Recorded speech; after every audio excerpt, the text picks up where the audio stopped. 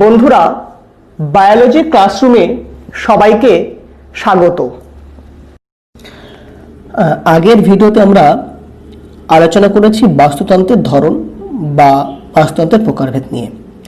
আজ এই ভিডিওতে আমরা আলোচনা করব একটি গুরুত্বপূর্ণ টপিক, সেটি হচ্ছে বাস্তুতন্ত্রের উপাদান, কম্পোনেন্টস অফ ইকোসিস্টেম। দেখো, বাস্তুতন্ত্রের যে উপাদান, সেই বাস্তুতন্ত্রের উপাদানটাকে আমরা প্রথমে দুটো ভাগে ভাগ করি। কি কি ভাগে? একটাকে বলা হচ্ছে বাস্তুতন্ত্রের জড় উপাদান, আর একটাকে বলা হচ্ছে সজীব উপাদান। সজীব উপাদান, ঠিক আছে। তাহলে আসছি আমরা যে বাস্তুতন্ত্রে আমরা তাহলে জড় উপাদান কাদের বলবো না। বাস্তুতন্ত্রের যেসব উপাদানের প্রাণ নেই তাদেরকে বলা হবে জড় উপাদান, ঠিক আছে। বাস্তুতন্ত্রের যেসব উপাদানের প্রাণ নেই সেই সমস্ত উপাদানকে বলা হবে জড় উপাদান। এই যে জড় উপাদান যারা রয়েছে, অর্থাৎ বাস্তুতন্ত্রের জড় উপাদান একটা না, অনেক জড় উপাদান রয়েছে। তাদেরকে আবার প্রকৃতি অনুসারে ভাগ করা হচ্ছে তিনটে ভাগে। কি কি না, এই তিনটে ভাগ হচ্ছে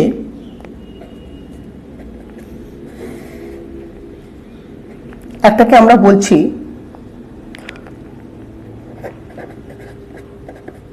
অজৈব উপাদান, দ্বিতীয়টিকে আমরা বলছি ভৌত উপাদান, এবং তৃতীয়টিকে আমরা বলছি জৈব উপাদান, ঠিক আছে। বাস্তুতন্ত্রের যেসব উপাদানের প্রাণ নেই তারা হলো জড় উপাদান। তাদেরকে আবার তিনটে ভাগে ভাগ করা হচ্ছে। একটাকে বলা হচ্ছে অজৈব উপাদান, আরেকটিকে বলা হচ্ছে ভৌত উপাদান, আরেকটিকে বলা হচ্ছে জৈব উপাদান। তাহলে এবার আমরা আসছি যে এই যে অজৈব উপাদান কারা না। বাস্তুতন্ত্রের যে সমস্ত উপাদান, বাস্তুতন্ত্রের যে সমস্ত জড় উপাদান জৈব ভূ রাসায়নিক চক্রে অংশগ্রহণ করছে, বায়ো জিও কেমিক্যাল সাইকেলে অংশগ্রহণ করছে, বায়ো জিও কেমিক্যাল সাইকেলে যারা অংশগ্রহণ করছে তারা হচ্ছে অজৈব উপাদান। যেমন আমরা বলতে পারি যে sulphur, phosphorus, hydrogen, nitrogen, carbon dioxide, এরা হচ্ছে অজৈব উপাদান। পরিবেশের বাস্তুতন্ত্রের যে সমস্ত জড় উপাদান জৈব ভূ রাসায়নিক চক্রে বায়ো জিও কেমিক্যাল সাইকেল অংশগ্রহণ করে তারা হচ্ছে, বা সেই জড় উপাদানটা হচ্ছে অজৈব উপাদান। এর মধ্যে আমরা বলছি যে sulphur, phosphorus, hydrogen, nitrogen, carbon dioxide, এরা হচ্ছে অজৈব উপাদান। ভৌত উপাদান কারা না? ভৌত উপাদান হচ্ছে যে সমস্ত জড় উপাদান বাস্তুতন্ত্রের জলবায়ু গঠন করছে বা আবহাওয়া গঠন করছে, আমরা বলবো যে জলবায়ু গঠন করছে, ক্লাইমেট গঠন করছে, তারা হচ্ছে ভৌত উপাদান। কি কি রয়েছে না?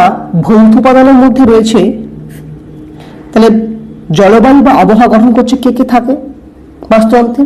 সূর্যালোক, সূর্যালোক আছে, তাপমাত্রা আছে, জল আছে, বায়ু আছে, এরা হচ্ছে ভৌত উপাদান। অর্থাৎ যারা বাস্তুতন্ত্রের ভৌত পরিবেশ বা বাস্তুতন্ত্রের জলবায়ু আবহাওয়া গঠন করছে তারা হচ্ছে ভৌত উপাদান।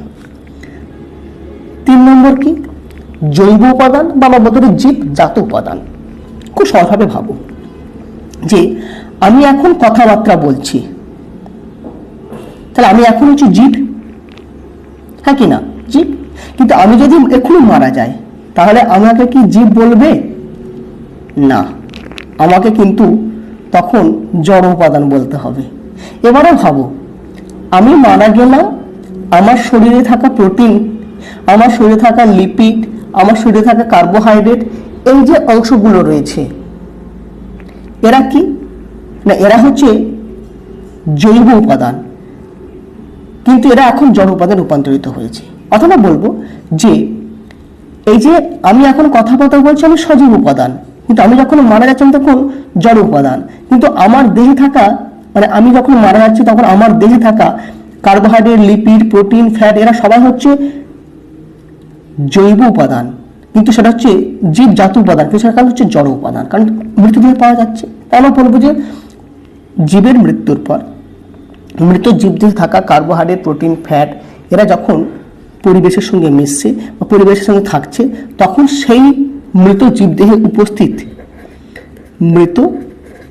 উপস্থিত সে সমস্ত উপাদানকে বলা হচ্ছে জৈব উপাদান বা বাস্তুতন্ত্রের জীবজাত জড় উপাদান। তাই দেখা গেল বাস্তুতন্ত্রের জড় উপাদান নিয়ে। আমরা আবার চলে আসছি বাস্তুতন্ত্রের যে সজীব উপাদান রয়েছে। বাস্তুতন্ত্রের যে সজীব উপাদান রয়েছে তাদেরকে আবার ভাগ করা হচ্ছে কটা ভাগে না, সজীব উপাদান আমি কাকে বলবো, বাস্তব সজীব উপাদান কাকে বলবো, একই রকম। তাহলে বাস্তুতন্ত্রের যেসব উপাদানের প্রাণ আছে তারা হচ্ছে সজীব উপাদান।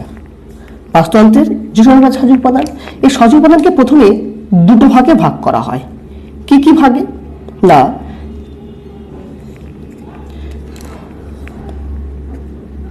দুটো ভাগে ভাগ করা হচ্ছে। একটা ভাগকে বলা হচ্ছে উৎপাদক বা স্বভোজী, আর একটিকে বলা হচ্ছে খাদক বা পরভোজী। এই উৎপাদকটা প্রডিউসার, স্বভোজী অটোট্রফ, খাদক কনজিউমার, পরভোজী হেটারোট্রফ। আমরা আসছি যে উৎপাদক কারা না, বাস্তুতন্ত্রের যে সমস্ত সজীব উপাদানের ক্লোরোফিল থাকছে, মেনলি ক্লোরোফিল থাকবে এবং সেই ক্লোরোফিলের সহায়তায় তারা পরিবেশ থেকে এই সমস্ত জড় উপাদানগুলোকে সংগ্রহ করে নিজের খাদ্য নিজেরা প্রস্তুত করতে পারে। এই যে যারা নিজের খাদ্য নিজে প্রস্তুত করতে পারছে তারা হচ্ছে উৎপাদক, তারা হচ্ছে স্বভোজী। ঠিক আছে, এবারে চলে আসছি যে পরভোজী বা খাদক কারা না, বাস্তুতন্ত্রের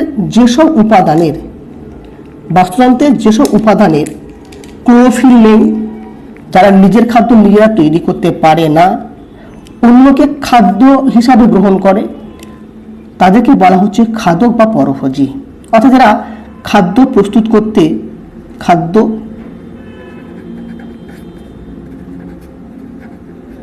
করতে পারে না, তাই এরা হচ্ছে খাদক বা পরভোজী। এই খাদকটাকে আমরা ইংরেজিতে কি বলছি, কনজিউমার।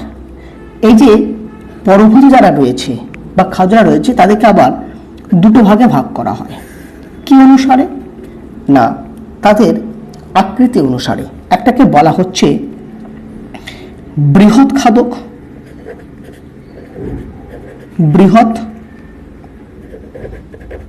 খাদক বা বলা হয় ম্যাক্রো কনজিউমার, আর একটিকে বলা হয় ক্ষুদ্র খাদক বা ইংরেজিতে বলা হচ্ছে মাইক্রো কনজিউমার। ঠিক আছে, তাহলে আমরা আসছি যে এই যে বাস্তুতন্ত্রের বৃহৎ খাদক কারা, বাস্তুতন্ত্রের তাহলে বৃহৎ খাদক কারা আছে। বৃহৎ কাদের বলবো না, বাস্তুতন্ত্রের যে সমস্ত খাদক আকারে বড় এবং খালি চোখে দৃশ্যমান, তাদেরকে বলা হবে বৃহৎ খাদক বা ম্যাক্রো কনজিউমার। আকারে বড় হবে এবং খালি চোখে দৃশ্যমান হবে, তখন তাদেরকে হচ্ছে বৃহৎ খাদক বা ম্যাক্রো কনজিউমার।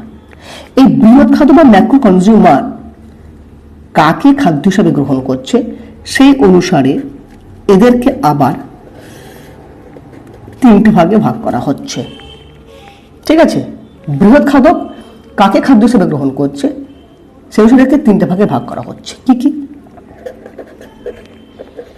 একটাকে বলা হচ্ছে প্রাথমিক খাদক, প্রাইমারি কনজিউমার, গৌণ খাদক, সেকেন্ডারি কনজিউমার, আর প্রগৌণ খাদক, tertiary consumer. Primary, secondary, tertiary, প্রাথমিক, গৌণ, প্রগৌণ খাদক। তাহলে আমরা আসছি যে সেই প্রাথমিক খাদ্য কাকে বলবো, গৌণ খাদ্য কাকে বলবো, প্রগৌণ খাদ্য কাকে বলবো।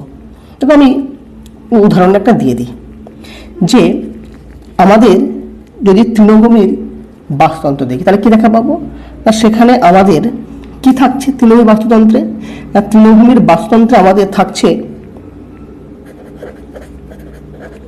ঘাস। ঘাসকে খাচ্ছে কে? ফড়িং। ফড়িংকে খাচ্ছে ব্যাঙ, ব্যাঙকে খাচ্ছে সাপ। ঠিক আছে, তৃণভূমি বাস্তুতন্ত্রের খাদ্য শৃঙ্খলা দেখি তাহলে আমার রয়েছে ঘাস, তাকে খাচ্ছে ফড়িং, তাকে খাচ্ছে ব্যাঙ, ব্যাঙকে খাচ্ছে সাপ। এবারে দেখো ঘাসটা কি?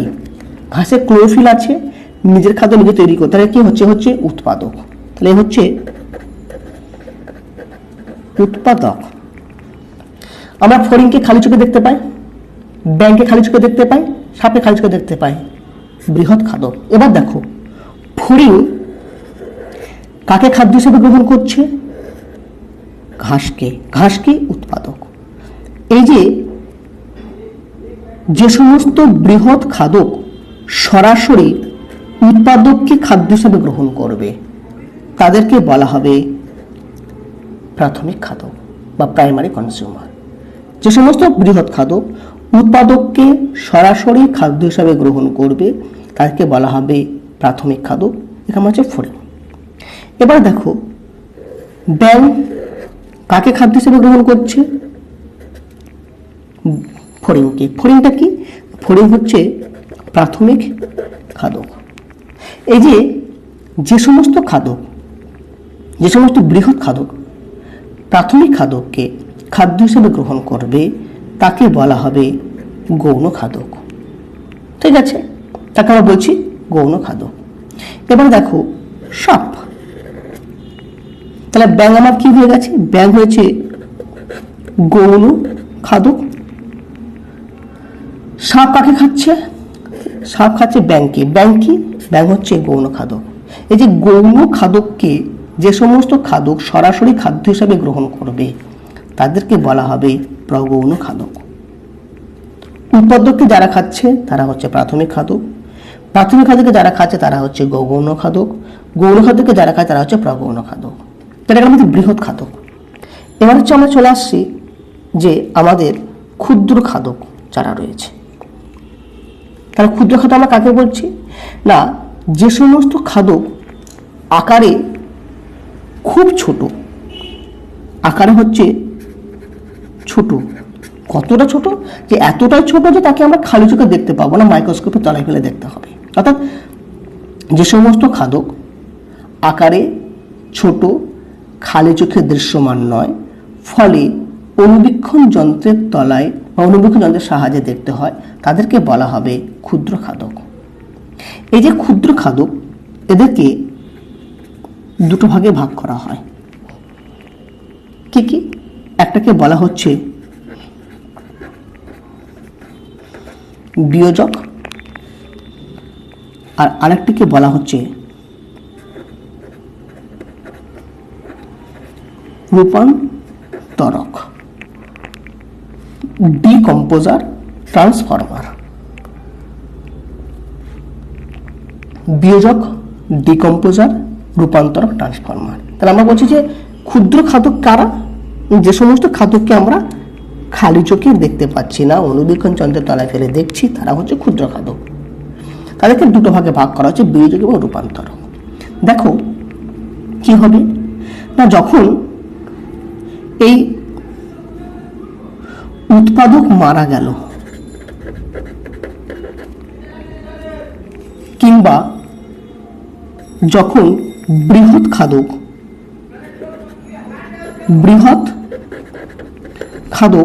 মারা গেল, তাহলে আমি বলতে পারি মৃত উৎপাদক, মৃত বৃহৎ খাদক যারা রয়েছে যখন মারা যাবে, এদের দেহ কি দ্বারা তৈরি?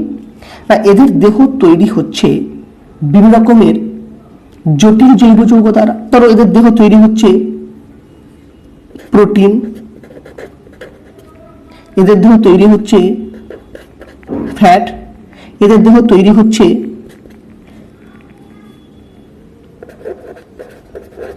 কার্বোহাইড্রেট, জটিল কার্বোহাইড্রেট তা তৈরি হচ্ছে।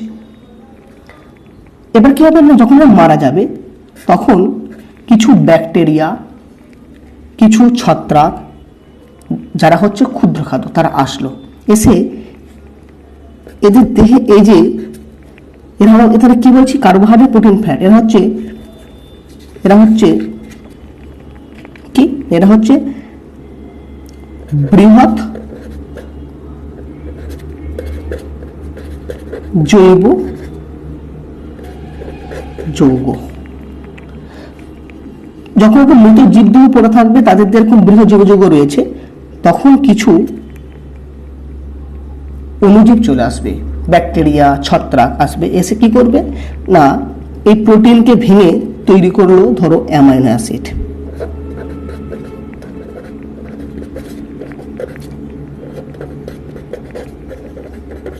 কার্বোহাইড্রেটকে ভেঙে তৈরি করলো গ্লুকোজ। ফ্যাটকে ভেঙে তৈরি করলো ফ্যাটি অ্যাসিড।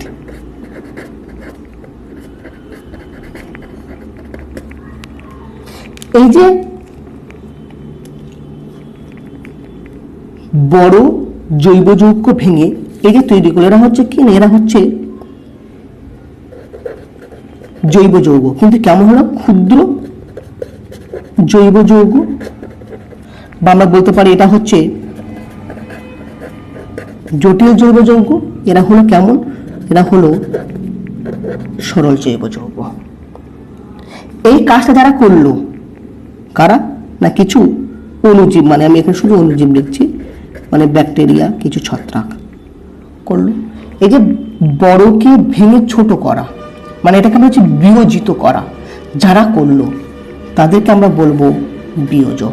অথবা বলবো বাস্তুতন্ত্রের যে সমস্ত ক্ষুদ্র খাদক, উৎপাদক এবং বৃহৎ খাদকের মৃত্যুর পর তাদের দেহে উপস্থিত জটিল জৈব যৌগকে ভেঙে সরল জৈব যৌগে পরিণত করে, তাদেরকে বলা হবে বিয়োজক। ঠিক আছে, মানে জটিল থেকে সরল করেছে, ভেঙে দিয়েছে, বিয়োজিত করেছে, বিয়োজক। এবার আমরা আসছি কি না, যখন সরল জৈব যৌগ glucose, amino acid, fatty acid হয়ে যাবে, এরপরে কিছু হাজির হবে অণুজীব। এখানে কিছু হাজির হবে অণুজীব, ব্যাকটেরিয়া, ছত্রাক। তারা কি করবে না, এই গ্লুকোজকে ভেঙে ধরো তৈরি করে দিল কার্বন ডাইঅক্সাইড, জল। এই যে অ্যামাইনো অ্যাসিড, সেখানকে ভেঙে তৈরি করলো নাইট্রোজেন, হাইড্রোজেন তৈরি করলো। তো দেখো এরা কি জৈব যৌগ কি না, এরা হচ্ছে অজৈব যৌগ। এরা অজৈব যৌগ। তাহলে আমরা বলতে পারি, দেখো বিয়োজকের ক্রিয়ার ফলে যে সরল জৈব যৌগ তৈরি হয়েছে, তাদের উপরে কিছু ক্ষুদ্র খাদক এসে, ব্যাকটেরিয়া এসে, ছত্রাক এসে কাজ করছে, করে তাদেরকে অজৈব যৌগে রূপান্তরিত করছে। অর্থাৎ একটা থেকে একটাতে রূপান্তরিত করছে। এখানে ভেঙে দিয়ে ছোট করেছিল, জৈব থেকে জৈব ছিল, এখানে জৈব থেকে অজৈব করছে, অর্থাৎ রূপান্তরিত করছে। এদেরকে বলা হচ্ছে রূপান্তরক। ঠিক আছে, অর্থাৎ বাস্তুতন্ত্রের যে সমস্ত ক্ষুদ্র খাদক বিয়োজকের ক্রিয়ার ফলে উৎপন্ন ক্ষুদ্র বা সরল জৈব যৌগকে ভেঙে অজৈব উপাদানে পরিণত করবে, তাদেরকে বলা হবে রূপান্তরক। তাহলে এটা গেল আমাদের বাস্তুতন্ত্রের উপাদান নিয়ে আলোচনা। আমরা পরের ভিডিওতে বাস্তুতন্ত্রের ফাংশন, বাস্তুতন্ত্রের কার্যকারিতা নিয়ে আলোচনা করব। বন্ধুরা, আমার চ্যানেল বায়োলজি ক্লাসরুম যারা এখনো পর্যন্ত সাবস্ক্রাইব করোনি, অবশ্যই করে সাবস্ক্রাইব করবে।